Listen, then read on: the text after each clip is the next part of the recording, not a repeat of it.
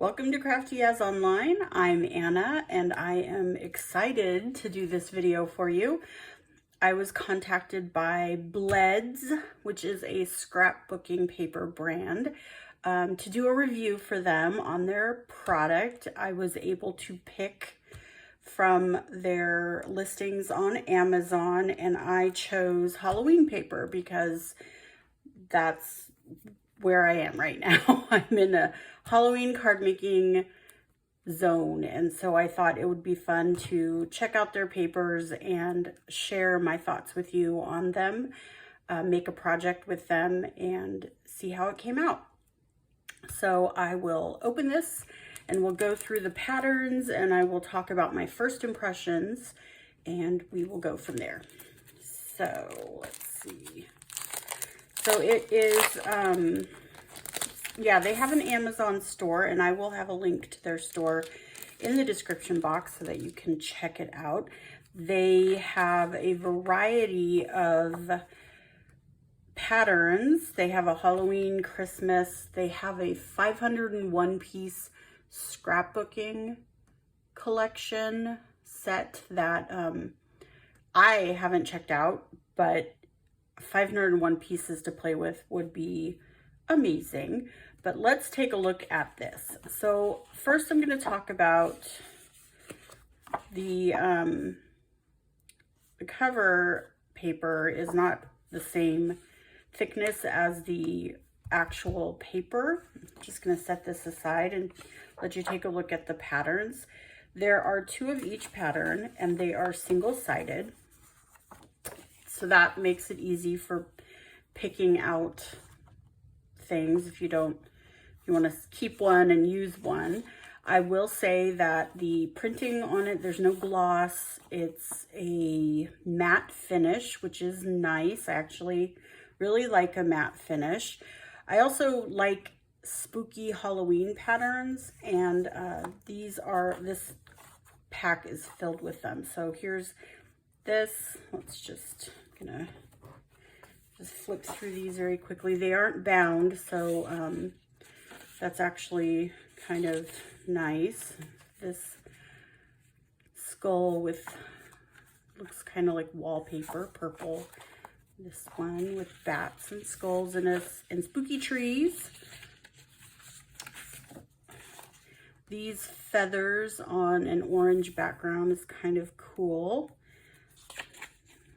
Thinking maybe crows, but I don't know. They're cool. This one.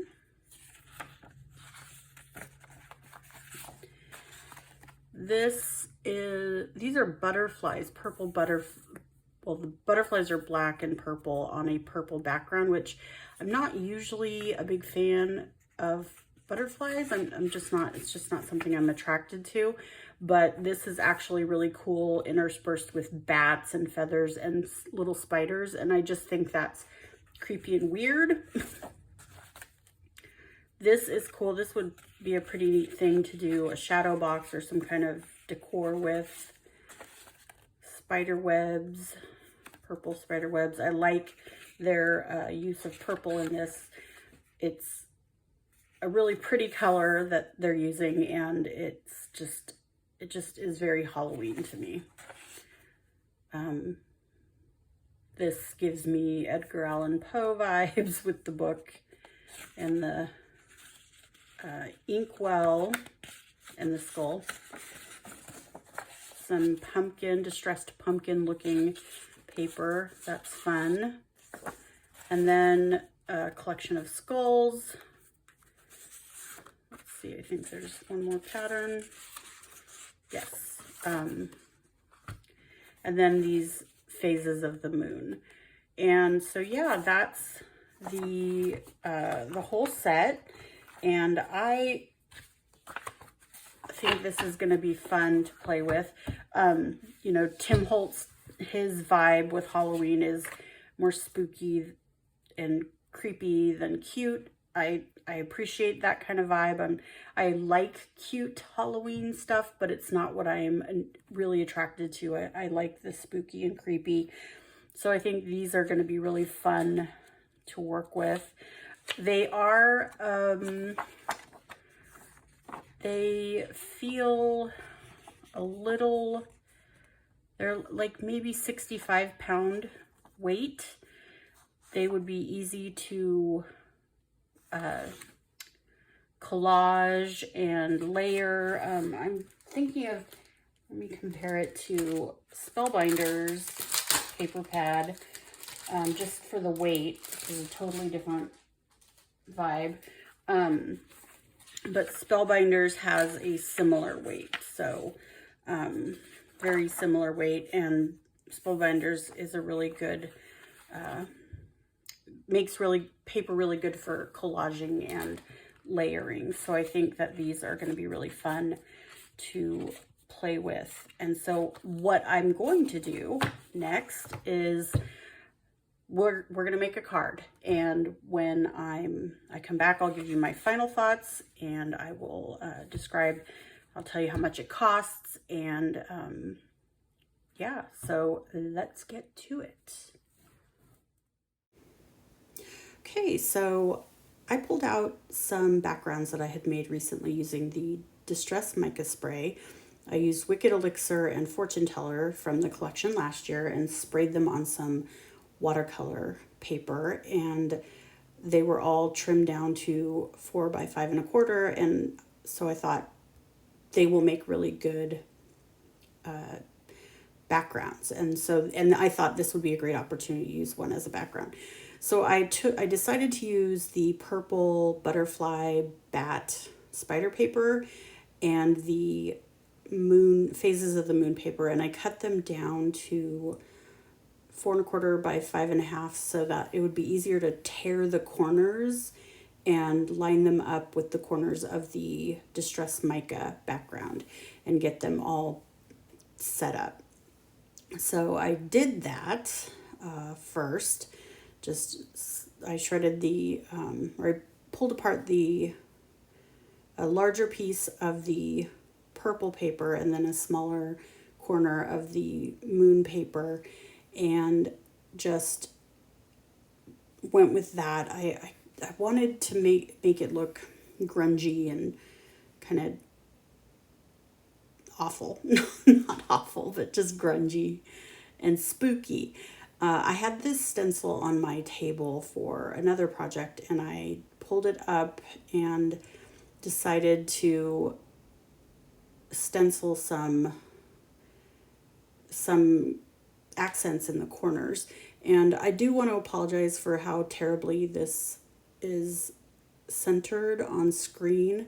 I'm still figuring out where my camera should be pointing and how things should be moved around, and I thought I had it all figured out, and clearly I didn't. So I taped the stencil down with some purple tape, and then used my paper pouncer to get some Black Soot Distressed Oxide ink, and tapped that down on the stencil, and interestingly enough, the ink faded way back into the background once it dried.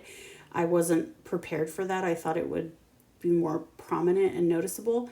I'm not sure how I feel about it. Either it's great because it shouldn't be too forward because there's a lot going on in the card, or maybe I wish it was a little bit more noticeable.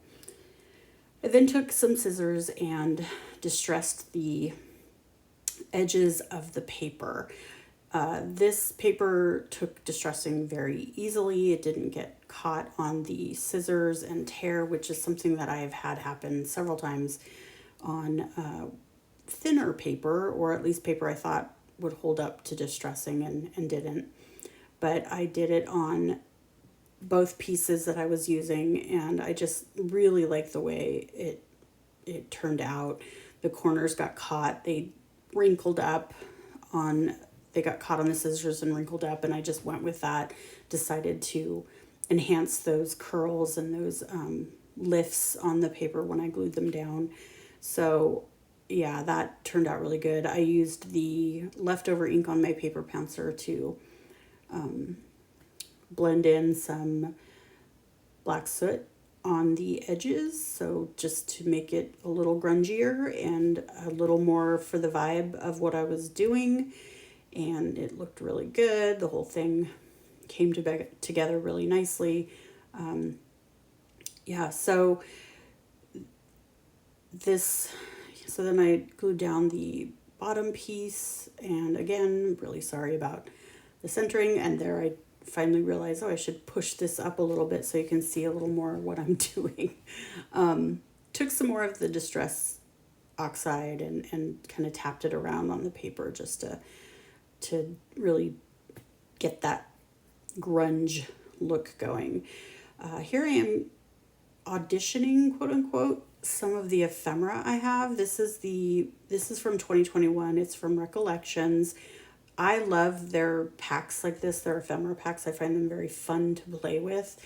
They are great for collage cards. Michael's products can be hit or miss. I feel like they've reduced a lot of their paper product, especially around the holidays and stuff, to just a couple of collections. But I enjoy their ephemera packs and usually pick them up to keep in my collection, just keep on hand, as well as their sticker books. I have enjoyed their sticker books a lot too. So yeah, I didn't put a sentiment on this card, but I wanted to make sure it said Halloween or October 31st or something, and I didn't quite like that big one. Not enough of it showed, in my opinion. So I found this ticket in another one of the groups and decided to use that. I tore the edge of it. You'll see me do that in a bit. But I did put black soot around all the edges of the pieces, except for I think I did forget to do it on the main piece of the skull and raven, but whatever. Yeah, I tore the edge of this. The ticket has a skeleton on it. It says admit one Halloween party, October 31st. And I just thought, perfect, that's what I want. I want it to say October 31st or Halloween or something. So I stuck that down, layered everything up the way I wanted it to look, and it started to come together fairly quickly. This card actually did not take me very long to make. I think 30 to 40 minutes tops. It was just very quick once I got going, and I'll talk a little bit more about why it came together so easily after I'm done with the making part. But I really was inspired by the patterns in the paper. They just really helped me make this look in my head. So it was really good. I did end up putting it on a card panel. I don't know why. I should have just stuck it to the card base and it would have had a black outline, but what are you going to do? If this card would be easy to recreate, and I might do that and put it just straight onto the black card base, which you can see here. I have a stack of pre-scored card bases. This one is really nice because it's black on the outside and white on the inside, so you can still write on it in black pen. I ended up smudging black ink everywhere, which even on the inside of the card, which is not that big a deal because it was distressed. I wonder how many times I can say that today. So I picked up this pack of black gems at a garage sale at some point, and they were sitting right next to me on my table, and I thought that the card needed a little something, I don't know, focus points. I have no idea what I was thinking, but so I just pulled a few of them off and stuck them down, and I thought it did a really good job of making that, kind of breaking it up, or a little bit of shine on the top and not just the sparkle mica on the bottom. And so the stamp that I'm using is from Recollections also, and I'm checking to see if you saw what I did there. I put the word haunting in upside down. I did not realize this, and so I fixed it by sticking another piece of cardstock over it. and restamping it, which it was funny. I had to laugh at myself about it. But yeah, that is it. All right, and we're back. So I'm sure you saw the mistake before I did when I stamped the sentiment inside. I kept looking at it and I couldn't figure out why it didn't look right to me. And it wasn't until after I stamped it that I realized I had it upside down. Quick fix, I just took a piece of cardstock that I had sitting right next to me, actually trimmed it down and put it over, so happy haunting. But this is the card that I made with the BLEDS Halloween paper collection. The paper is very easy to work with. It distressed very easily. I was able to glue it down very easily. It didn't warp from the glue, which is kind of important to me. I feel like I'm a generous glue user because I want to make sure things don't move or peel up, and I have seen plenty of paper where I've glued it down and you start to see the bumps behind it. This was not the case here. I was able to distress it enough without it just shredding, which I liked. It was very easy to distress. And yeah, I think it's a pretty good product and I would buy it again. I would definitely check out their Christmas collection because I think they have some really good patterns and interesting choices in that. Again, I will have the link in the description box, and I would encourage you, if you liked the patterns on this, if you have fun ideas for crafting with it, I would encourage you to buy it. I will tell you that I was very inspired by the patterns. The patterns on especially these two patterns really just inspired me to make this collage card. And I pulled in some things from my stash, some recollections, ephemera that matched, they're also matte finish, and I thought went really well. I know exactly who I'm sending this to, so that'll be fun. And I appreciate you coming along with my review of the BLEDS Halloween paper collection. The price is, currently it's on sale for $7.99. It's normally priced at $8.99. I will add that it is made in China, so it is not a US made product, if that is important to you. But they were very easy to work with. The person who reached out to me was very friendly and very thorough, and